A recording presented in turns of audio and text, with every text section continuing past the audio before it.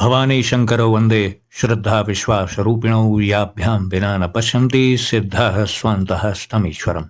हर हर महादेव। जगत पिता Shiv YouTube channel में आप सभी भगवत प्रेमी दर्शकों का हार्दिक स्वागत है।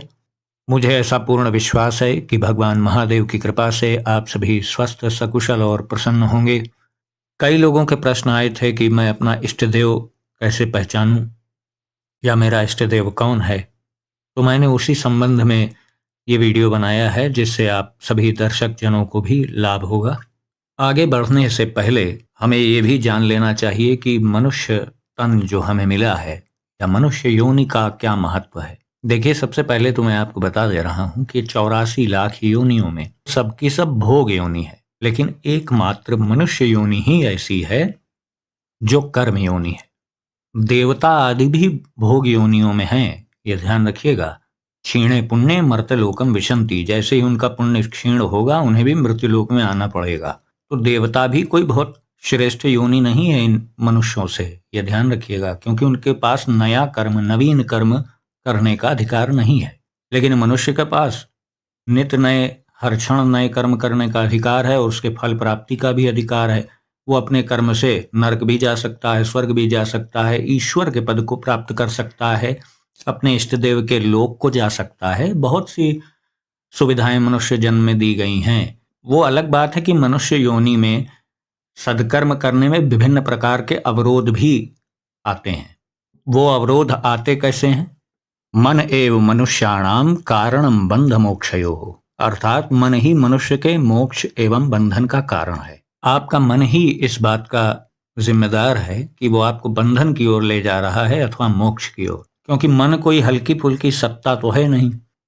इंद्रियाणाम मनश्चास्मि, अर्थात प्रभु ने कहा है मनुष्य की जितनी भी इंद्रियां हैं उनमें मन मैं स्वयं हूँ, यानी भगवान स्वयं ही मन का स्वरूप लेकर के आपके अंदर विद्यमान है।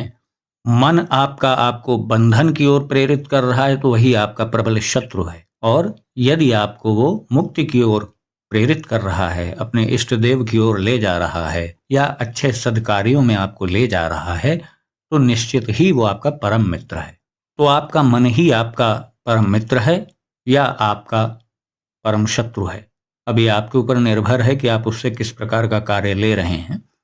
तो अब आप ये सोच रहे होंगे कि इष्ट देव को पहचान करने में या मेरा इष्ट देव कौन है इसे जानने में इन बातों का क्या महत्व है।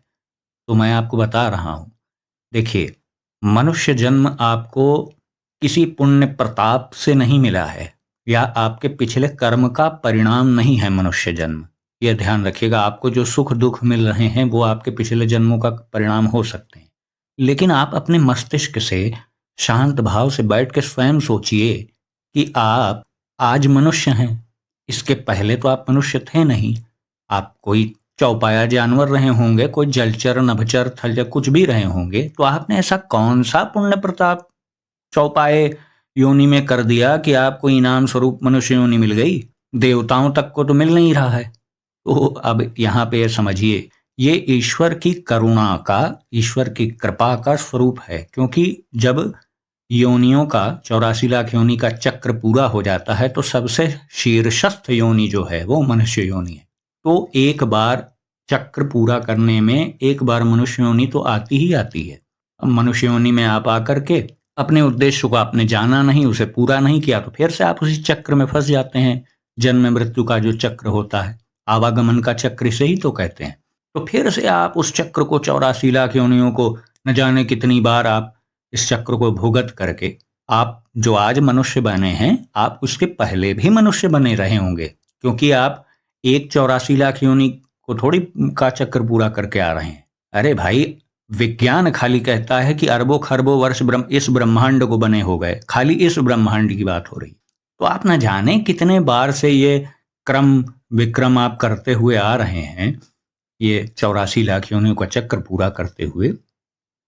अंत में, क्योंकि वो सिद्धांत है, वो नियम है, तो अंत में आपको ईश्वर मनुष्य योनि जो श्रेष्ठतम योनि है इसलिए देते हैं कि भैया अब तो बुद्धि आ जाए तेरे को, अब तो तू चेत जा, अब तो बंधन से मुक्त हो जा।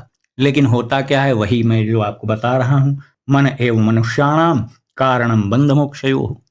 अर्थात जैसे ही मनुष्य तन हमें मिलता है तो इतना शक्तिशाली इंद्रिय के रूप में एक मन भी हमें मिल जाता है। सबसे खतरनाक मन 84 लाख योनियों में मनुष्यों का ही होता है, इसको ध्यान रखिएगा। तो मनुष्य योनि पा करके अपने जीवन के उद्देश्य को पहचान लेना, तब तो मनुष्य योनि प्राप्त करना श्रेयस्कर है और सार्थक है। अन्यथा आपने जन्म लिया, भोजन किया, निद्रा लिया, संतान पैदा किए, खूब धन कमाया, अपने उत्तराधिकारियों को धन दे करके आप विदा हो लिए इस दुनिया से, फिर अपने कर्मानुसार आप नर्क, स्वर्ग और विभिन्न योनियां भुगतेंगे, फिर उसी चक्र में पड़े रहेंगे। अगर आपको ये कार्य अच्छा लग रहा है तो आप यही करते रहिए। बहूनाम जन्मनामन्ते ज्ञानवान माम प्रपद्यते वासुदेवः सर्वमिति समहात्मा सुदुर्लभः। अर्थात बहुत जन्मों के अंत में, अर्थात मनुष्य जन्म में सब कुछ परमात्मा है ऐसा जानकर मेरी शरण में जो भी आता है वह महात्मा अत्यंत दुर्लभ है।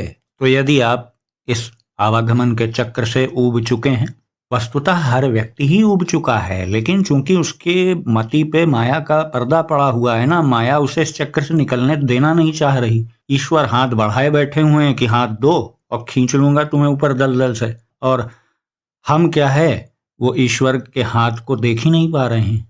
माया का पर्दा पड़ा हुआ है। हम इसी जैसे होता है ना, एक ऐसा प्राणी होता है वो विष्ठा में, मल में ही लौटता रहता है, उसे उसी में आनंद आता है। या गंदी नाली के कीड़े को भी आप मारना चाहिए तो मरना थोड़ी चाहता है, क्यों? क्योंकि विभ्रम की स्थिति में है ना, वो माया ने उसे फंसा रखा है कि हाँ, कीड़े का जन्म ही, कीड़े का शरीर ही सर्वोत्तम है। उसे ये ज्ञान ही नहीं है कि ये शरीर छूटेगा तो शायद दूसरा इससे अच्छा शरीर प्राप्त होगा। यही है माया का चक्र जिसने आपको भ्रमित कर रखा है। लेकिन आपको ईश्वर सहयोग देते रहते हैं, गुरु के रूप में, प्रवचन के रूप में, सदुपदेश के रूप में, विभिन्न प्रकार की ऐसी घटनाएं वो आपके साथ करवाते हैं जिससे आपका मति पलटे ईश्वर की ओर। लेकिन ये आपकी जागृति के स्तर पे है कि आपका मन सकारात्मक संदेशों को कितना तत्परता से ग्रहण करता है और नकारात्मक चीजों को कितना तत्परता से ग्रहण करता है। तो इतना तो तय है कि मनुष्य योनि प्राप्त करके यदि आपने अपनी आत्मा के उद्धार के लिए उद्यम नहीं किया तो फिर आपका जीवन विफल है। अविज्ञाय नरो धर्मः दुःखमायाति याति च मनुष्य जन्म साफल्यम केवलम धर्म साधनम। अर्थात धर्म को न जानकर मनुष्य दुखी होता है, धर्म का सेवन करने से ही मनुष्य का जन्म सफल होता है। नोचे जातस्य वैफल्यम कास्य हानिरिति परा। अर्थात जीवन की विफलता से बड़ी और क्या हानि होगी। बिल्कुल सच है ये। तो इतनी बातें मैं विषय से अलग आपको क्यों बता रहा था, क्योंकि एक मेरी आदत भी है कि मैं आपको जो भी जानकारी दूं तो वो पूरी शुरू से अंत तक हो, उसके आगे पीछे कुछ रह न जाए या दोबारा आपको किसी से पूछना समझना रह न जाए। इसलिए मैं आपको विस्तार पूर्वक ही हर चीज बताने का प्रयास करता हूँ। ये जानना इसलिए भी आवश्यक था क्योंकि हमें मनुष्य जन्म मिला, हम भी सब लोग ये मानते हैं कि मनुष्य योनि श्रेष्ठ है। तो श्रेष्ठ ये आप जान लें कि उन्हीं के लिए है कि जो अपने उद्देश्य में लग गए, जिस कारण से उन्हें मनुष्य योनि मिली है, यदि वो उस उद्देश्य में लग गए, तत्पर हो गए उस क्षेत्र में, उस मार्ग में, तब तो ठीक है। अन्यथा मनुष्य जन्म मिलना, अब आप देख लीजिए, जो भगवत प्राप्ति के मार्ग में नहीं है तो वो क्या कर रहे हैं, वो क्या लेके यहाँ से जाएंगे, या कौन सा सिंहासन या कौन सा स्वर्गलोक और या स्वर्ग की अप्सराएं थाल सजा के उनके स्वागत में खड़ी रहेंगी, या कौन सा ऐसा अचीवमेंट उन्हें मृत्यु के बाद मिलेगा। ये सोचने वाली बात है। हालांकि कोई सोचता नहीं है ये सब, लेकिन जो समझदार व्यक्ति हैं वो ध्यान देंगे इस बात पे। स्वर्ग आदि जो सुख हमें प्राप्त होते हैं मृत्यु के पश्चात, उनको बहुत न्यून सुख में गिना गया है हमारे शास्त्रों में, बहुत छोटी उपलब्धि के रूप में देखा गया है। उसको प्राप्त करने के लिए भी आपको जन्मांतरों के पुण्य लग जाते हैं। तो जो इस मनुष्य दुर्लभ मनुष्य योनि को प्राप्त करके अखंड पापाचरण में लगे हुए हैं दिन रात, तो उनकी क्या गति होगी वो बताने से समय ही नष्ट होगा। तो अब आगे मूल विषय पे हम आते हैं। पहले जो बातें मैंने इतनी आपको बताई उससे आपको जानने में ये बिल्कुल सुविधा अब हो जाएगी। इसीलिए मैंने ये बताया था कि कौन इष्ट देव को पहचानता है और कौन ये प्रश्न करता है कि मेरा इष्ट देव मुझे पता ही नहीं, मैं अपने इष्ट देव को जानता ही नहीं। ये बीमार लोगों का लक्षण है। यही तो बीमारी का लक्षण है। भव रोग का ये प्रथम लक्षण है कि भैया मैं भूल ही गया हूँ, मुझे पता ही नहीं कौन ईश्वर है मेरा, मुझे अपने मनुष्य जन्म का उद्देश्य ही भूल गया है। तो आप शब्दों में यही कहना चाहिए। तो अब आप समझ गए ना कि पीछे मैं जो बातें बता रहा था वीडियो की शुरुआत से लेकर अभी तक, उसका कितना गहरा संबंध है इस विषय से। ऐसे बहुत ही दुर्लभ लोग होते हैं जो जन्म लेते ही जब उन्हें चेतना आ जाती है 4 5 6 सालों में, तो वो अपने क्रियाकलापों से प्रदर्शित करने लग जाते हैं वो कि किस इष्ट देव से उनका अधिक जुड़ाव है। आपने देखा होगा बहुत से बच्चे बचपन में ही कोई श्री कृष्ण का भजन गाने में बड़ा रुचि रखता है, या उनसे संबंधित कार्टून या फिल्में देखने में उसको रुचि रहती है। हाँ, या ईश्वर के भजन सुनने में रुचि रहती है, या कोई भगवान शिव की ओर प्रेरित रहता है, कोई माँ दुर्गा की ओर। तो ये बहुत दुर्लभ लोगों में होता है कि बचपन से ही उन्हें जागृति का स्तर इतना अधिक रहता है कि इष्ट देव उनका हाथ पकड़े हुए रहते हैं। लेकिन आपकी जागृति का स्तर बहुत विशेष नहीं रहा है, और आपको मनुष्य योनि सिर्फ आपके चक्र को पूर्ण करने के बाद, चूंकि नियम था इसलिए आपको मनुष्य योनि दे दी गई। आप पिछले जन्म में आप मनुष्य नहीं थे, ना आपने ऐसा कोई उद्यम किया था कि आपको मनुष्य योनि मिले तो आपको ये उद्देश्य भी पता चल जाए कि मनुष्य योनि का उद्देश्य क्या है। हाँ, और उसे प्राप्त करने के लिए उस दिशा में आप आगे भी बढ़ जाएं, ये सबके साथ नहीं होता है। तो जो लोग जान चुके हैं कि मेरा इष्ट देव कौन है, वो तो बहुत श्रेष्ठ स्थिति में हैं, बहुत प्रशंसनीय स्थिति में हैं, तो वो अपने मार्ग में आगे बढ़ें। लेकिन मूल प्रश्न ये है कि जो अपने इष्ट देव को पहचान ही नहीं पा रहा है, या हर देवताओं की ओर वो दौड़ रहा है, कभी पर्व आया तो शिव जी की ओर, कभी विष्णु जी से रिलेटेड पर्व आया तो विष्णु जी की ओर भाग रहा है, कभी नवरात्रि आई तो दुर्गा जी की ओर दौड़ रहा है। तो ऐसी विभ्रम की स्थिति जिन व्यक्तियों के साथ है, तो वो इस बात का शोधन वो कैसे करें कि हमारा इष्ट देव कौन है। तो चलिए इसका पहला उपाय हम आपको बताते हैं। देखिए, सबसे पहला उपाय सबसे छोटे स्तर से मैं आपको बता रहा हूं। आप अपनी जन्म कुंडली निकालिए, उसमें यह चेक करिए कि आपका जन्म किस लग्न में हुआ है। लग्न यानी फर्स्ट हाउस, कुंडली का जो प्रथम भाव जिसे फर्स्ट हाउस कहते हैं वही लग्न होता है। लग्न ही मनुष्य का शरीर कहा गया है। और ये भी देखिए कि आपकी जन्म कुंडली का जो फिफ्थ हाउस है, फिफ्थ हाउस यानी 5वां घर जो है, वो आपकी संतान और इष्ट देवता से भी संबंधित होता है, आपके विद्या अध्ययन से भी संबंधित होता है। तो आप अपनी कुंडली में देखिए कि आपका प्रथम भाव यानी लग्न और पंचम भाव यानी फिफ्थ हाउस ये कैसा संकेत दे रहे हैं। उदाहरण के रूप में मैं आपको बता रहा हूं। मान लीजिए कोई व्यक्ति है, उसका जन्म लग्न वृश्चिक है, वृश्चिक लग्न जिसे स्कॉर्पियो भी कहते हैं। तो वृश्चिक राशि का जो स्वामी होता है वो मंगल यानी मार्स होता है। और उसी व्यक्ति की कुंडली में 5वां घर जो है, वहां पे क्या राशि आएगी? वहां पे राशि आएगी मीन। तो मीन का स्वामी होता है गुरु। तो अब आपका जो इष्ट देव होगा वो मंगल ग्रह और गुरु से रिलेटेड ही होगा। इस तरह की स्थिति जब बनती है तो निश्चित रूप से उसका रुझान भगवान जनार्दन विष्णु की ओर और हनुमान जी की ओर होता है। उनमें भी आपका लग्न अधिक बलवान होगा तो आप अधिक बजरंगबली की ओर प्रेरित होंगे। और अगर फिफ्थ हाउस में जो मीन राशि पड़ी है वो अगर अधिक बलवान है तो आप हनुमान जी की अपेक्षाकृत विष्णु जी की ओर ज्यादा प्रेरित होंगे। तो इस प्रकार से आप कुंडली से भी बहुत साधारण तरीके से आप जान सकते हैं कि आपका इष्ट देव कौन है। यदि आपके पंचम भाव में चंद्रमा अधिक प्रभावी है तो आप निश्चित रूप से जान लें कि भगवान शिव ही आपके इष्ट देव हैं, है ना। आपकी कुंडली में शुक्र अगर पंचम भाव को प्रभावित कर रहा है तो आप जान लें कि मातृ शक्ति या माँ जगदम्बा के ही जो विभिन्न स्वरूप हैं उनकी ही हमें उपासना करनी चाहिए, वही हमारी इष्ट देवी हैं। किसी का गुरु बृहस्पति ग्रह अगर पंचम या लग्न में बहुत बलवान है तो वो भगवान श्री राम, भगवान विष्णु, भगवान श्री कृष्ण की ओर प्रेरित होगा।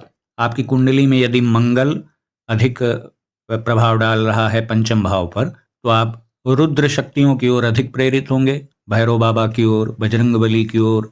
और तंत्र मार्ग में भी आपको मंगल ग्रह प्रेरित करता है, मंगल भी सौर प्रेरक माना गया है। यदि आपका पंचम भाव या लग्न भाव में बुध ग्रह का प्रभाव बहुत अधिक है तो आप निश्चित रूप से समझ लें कि भगवान गणेश जी हमारे इष्ट देव हैं। अब दूसरा उपाय ये है कि यदि आप कुंडली से जान पाने में सक्षम नहीं हैं, तो आप इस क्षेत्र से, इस विधा से संबंधित किसी विद्वान का सहारा आप ले सकते हैं। वो अपनी विभिन्न क्रियाओं के द्वारा ये जान सकते हैं या जानने का प्रयास करेंगे और आपको बताएंगे कि आपका इष्ट देव कौन है। तीसरा तरीका क्या है कि हम अपने इष्ट देव को पहचान सकते हैं। इसके लिए आपको थोड़ा विश्लेषण करना होगा। विभिन्न प्रकार के संयोग आपके साथ घटित होने लग जाएं, जहां पर आपको घूम फिर के किसी एक देवता या देवी विशेष का स्वरूप, प्रतिमा, उनकी लीला, उनका नाम, उनसे संबंधित भजन आदि बार बार आपको सुनाई देते हो। आप जहाँ जाते हो उनका चित्र दिख जाता हो बार बार। मतलब ये मैं समझा नहीं सकता हूँ, आप खुद ही जज कर लेंगे कि बार बार जहाँ जा रहा हूँ वही एक विशेष देवता या देवी ही मुझे दिख रहे हैं, सुनाई दे रहे हैं, व्यवहार में आ रहे हैं। ये भी पहचानने का एक तरीका होता है। इससे बहुत आसानी से आप जान सकते हैं कि आपका इष्ट देव कौन है। इतने से भी आपका यदि इष्ट देव आपको स्पष्ट नहीं हो पा रहा है, तो आप ध्यान दीजिएगा, विश्लेषण करिएगा कि आपको अपने इष्ट देवता से संबंधित विभिन्न वस्तुएं तो नहीं कहीं दिखाई देती हैं, या कहीं आपको त्रिशूल दिख रहा हो बार बार, नंदी बाबा दिख रहे हों, वृषभ, बैलगाड़ी या बैल ऐसे ही आपको दिख रहा हो, सर्प दिख रहे हों, शिव जी का मंदिर दिख रहा हो बार बार, उनका चित्र, उनके भजन आपको सुनाई दे रहे हों, या अन्य जो भी देवी देवता हैं उनसे संबंधित उनके चिन्ह आपको बार बार दिखाई दे रहे हों, तो भी आप बहुत आसानी से इस बात का निर्णय कर सकते हैं कि आपका इष्ट देव कौन है। इसके अतिरिक्त आपको कोई देवता विशेष या विशेष कोई देवी बार बार आपको स्वप्न में आते हों और आपको वो स्वप्न याद भी रह जाता हो, उस स्वप्न में हो सकता है आप उस देवी देवता से रिलेटेड उनके चिन्हों को देखते हों, या स्वयं साक्षात उन देवी देवताओं का भी दर्शन आपको स्वप्न में हुआ हो, तो इससे भी आप जान सकते हैं कि आपका इष्ट देव कौन है।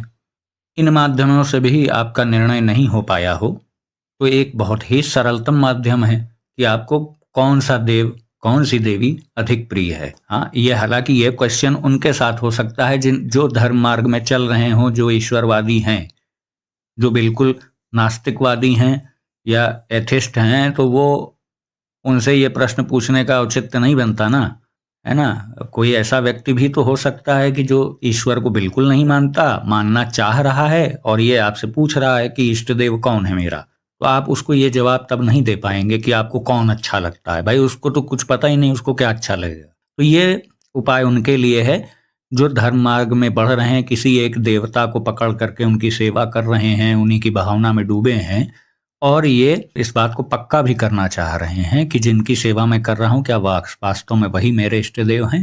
तो उनसे ये प्रश्न किया जा सकता है कि भाई आपको कौन सब सर्वाधिक प्रिय है, तब वो जवाब देगा तो ये तय हो जाएगा कि यही इष्ट देव है इनका। इसके अतिरिक्त यदि ब्रह्म मुहूर्त में एक निश्चित समय पर प्रतिदिन आपकी नींद खुल जाती हो, ब्रह्म मुहूर्त का जो विशुद्ध समय है वो रात्रि 3 बजे से सुबह 6 बजे के बीच होता है।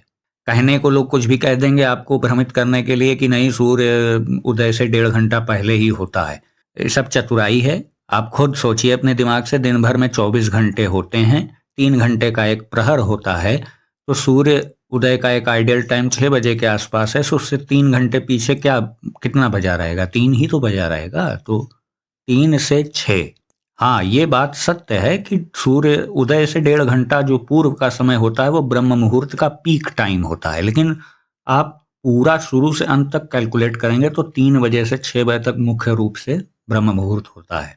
तो इस बीच यदि प्रतिदिन आपकी एक निश्चित समय पर लंबे समय तक, 1-2-4 दिन की मैं बात नहीं कर रहा हूँ, अगर लंबे समय तक आपका के साथ ये हो रहा है कि आपकी नींद एक निश्चित समय पर ब्रह्म मुहूर्त में खुल जा रही है, तो आप यह जज करिएगा कि नींद खुलते ही मेरी चित्त वृत्ति किधर गई। भगवान शिव की ओर गई, भगवान विष्णु की ओर गई, भगवान श्री राम, हनुमान, कृष्ण जी की ओर गई, काली माता की ओर गई, कहीं भी गई।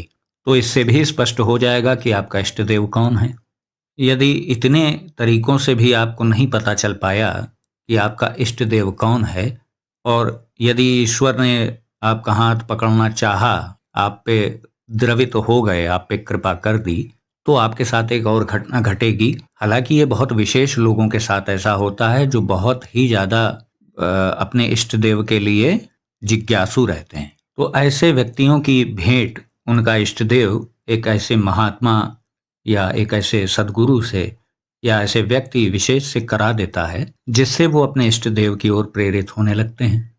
इस विधि से भी यदि आपको नहीं पता चल पा रहा है या ऐसा संयोग भी नहीं बना कि आपको कोई महात्मा आपसे टकराए, भेंट करे और आपको आपके इष्ट देव की ओर प्रेरित करे, तो अंत में मैं आपको एक उपाय जो बता रहा हूँ, जो निश्चित रूप से जो भी इस उपाय को करता है वो सफल होता है। जिस देवता या देवी में आपकी श्रद्धा हल्की सी भी बन रही हो, या मैं कहता हूँ आपकी किसी में श्रद्धा नहीं हो, अगर आप श्रद्धा नहीं है, आपको ईश्वर के पथ पे चलना ही नहीं है, तब तो ये वीडियो ही आपके लिए नहीं है ना। आप ईश्वर के पथ पे चलना चाह रहे हैं लेकिन आपको मार्ग नहीं मिल रहा है सही, तो मैं आपको बता रहा हूँ। तो आप जिस देवी देवता के प्रति आप हल्की सी भी श्रद्धा आप रखते हो, उनसे प्रार्थना मानसिक रूप से सोने के पहले, रात्रि में जब आप अपने बिस्तर पे जाएं, तो शयन करने के पहले ही बिस्तर पर बैठकर आंख बंद करके मन को एकाग्रचित्त करके अपने उसी देव से जिनसे आप ये प्रार्थना करने जा रहे हैं, ये कहिए कि हे प्रभु, मैं तो एक पांच भौतिक शरीर में बंधा हुआ एक अबोध प्राणी हूँ, मुझे तो ज्ञान भी नहीं है कि मेरा इष्ट देव कौन है। तो हे प्रभु, मेरी आपसे इतनी ही प्रार्थना है कि आप इस संकेत को या इस संदेश को मेरे चित्तवृत्ति में उतारें कि मेरा इष्ट देव कौन है, या मुझे ऐसे संकेत दें कि मेरा इष्ट देव कौन है जिससे मैं उनकी ओर अग्रसर हो सकूं।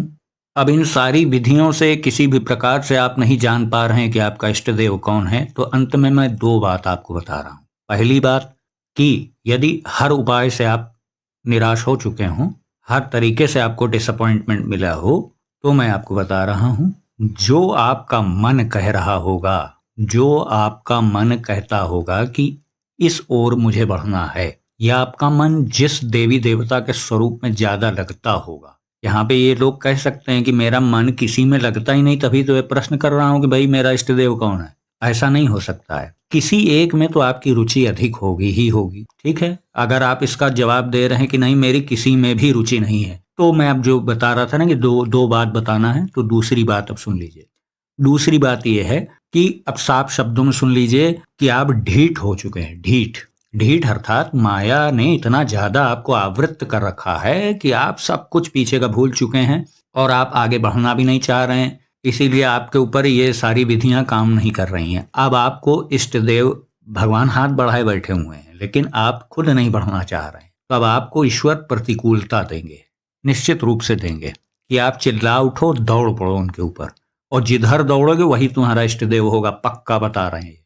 तो अंत में सभी बातों का मैं आपको निचोड़ बता दे रहा हूं कि देखिए, दुनिया में कुछ लोग ऐसे होते हैं जो कि जन्म लेते ही जिन्हें ये बोध हो जाता है ईश्वर की कृपा से कि उन्हें किस मार्ग में जाना है, कौन उनका इष्ट देव है। कुछ लोगों को ये स्मृति बड़ी धूमिल रहती है, बहुत आंशिक मात्रा में रहती है, तो वो अपने जीवन में आगे बढ़ते बढ़ते बढ़ते एक स्तर पे आकर के उन्हें स्पष्ट हो जाता है कि हाँ, ये मेरा इष्ट देव है। कुछ लोग ऐसे होते हैं जिन्हें जीवन भर कुछ नहीं पता चल पाता कि मेरा इष्ट देव कौन है। कभी गणेश जी को पूज लिया, कभी राम जी को, कभी शिव जी को, कभी कृष्ण जी को। वो वस्तुतः किसी एक इष्ट देव में टिक के रहते नहीं, इसीलिए उन्हें विशेष लाभ भी कभी नहीं मिलता। कुछ लोग ऐसे भी होते हैं जो पूर्णतः विस्मृत हो चुके हैं, जो कभी भक्ति करे रहे होंगे किसी जन्म में, है ना, लेकिन अब वो बिल्कुल भूल चुके हैं कि मेरा इष्ट देव कौन है। इवन ये भी उन्हें बिल्कुल रुचि नहीं है कि मैं धर्म मार्ग में आगे बढ़ूं। उन्हें दिन रात पाप करने से ही फुर्सत नहीं है। ऐसे भी लोग हैं। तो ऐसे लोगों को के ऊपर ये सब विधियां काम नहीं करती हैं। ऐसे लोगों के ऊपर माया का आवरण बहुत गहरा हो जाता है, तो वो अब सिर्फ डायरेक्ट उसे मालिक ही ठीक करता है, यानी ईश्वर ही उन्हें प्रतिकूलता यानी विपरीत परिस्थितियां उनके सामने ऐसी ऐसी पैदा कर देता है कि वो मजबूर हो जाते हैं ईश्वर ईश्वर चिल्लाने के लिए, और जिधर वो बढ़ते हैं वही उनका इष्ट देव होता है, और एकदम सॉलिड होता है, उसमें मतलब बाल बराबर भी उसमें फर्क नहीं रहता है। उनके सारे वैभव को, उनकी सारी प्रतिष्ठा मान, इन सब का मर्दन ईश्वर करा देते हैं कि करो अब पाप, हाथी काट कटवा दिया तुम्हारा, लो करो पाप, पैर कटवा दिया, अब चलो, चल ही नहीं पाओगे, हाँ जुबान में लकवा मार गया, आंखें अंधी हो गई, करो पाप अब, है ना? तो फिर क्या रास्ता है? फिर ईश्वर ईश्वर ही चिल्लाओगे। तो जिधर जिस मार्ग में आगे बढ़ जाओगे वो निश्चित वही तुम्हारा इष्ट देव होगा। मरने के बाद पता चलेगा कि उसने कितना कल्याण किया तुम्हारा, धन वैभव प्रतिष्ठा छीन के, वो तो जब मरोगे तब समझ में आएगा। तो मुझे आशा है कि आज का जो वीडियो है वो आपको पसंद आया होगा। यदि इस वीडियो में दी गई जानकारी आपको अच्छी लगी हो तो वीडियो को लाइक करें, इसे अपने बंधु बांधवों के साथ शेयर करें, चैनल को सब्सक्राइब करें और बेल आइकन को भी अवश्य प्रेस कर दीजिएगा। भगवान महादेव से मैं ऐसी प्रार्थना करता हूं कि वो आप सभी प्रिय दर्शकों को स्वस्थ, सकुशल और सदा प्रसन्न रखें। तो मिलते हैं अपने अगले वीडियो में एक नई और अद्भुत जानकारी के साथ। तब तक के लिए आप सभी भगवत प्रेमी भक्तों को हर हर महादेव।